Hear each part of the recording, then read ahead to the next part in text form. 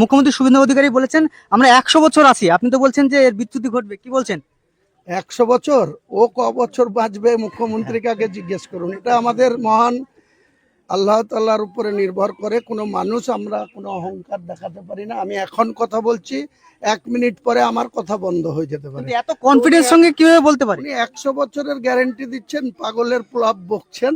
BJP ভারতবর্ষে আগামী দিনে 2029-এ কি অবস্থা হয় সেটার জন্য অপেক্ষা করুন। 2,75,00,000 মহিলা তারা মোটামুটি লক্ষ্মীর ভান্ডার পেত। মমতা ব্যানার্জি সেটা তার সরকারের আমলে তার ব্যক্তিগত টাকা না, সরকারের রাজস্ব টাকা থেকে সেটা দেওয়া হতো।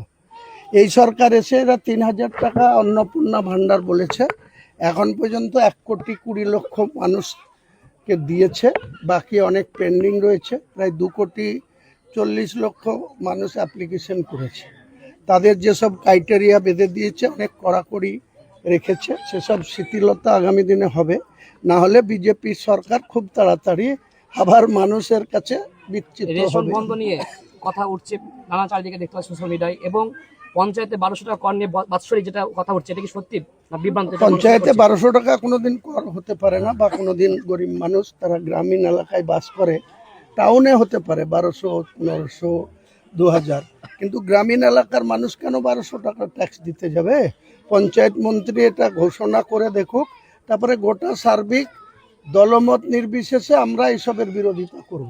এসব আমরা করতে দেব না, জুলুম করতে দেব না, নিশ্চিত থাকুন।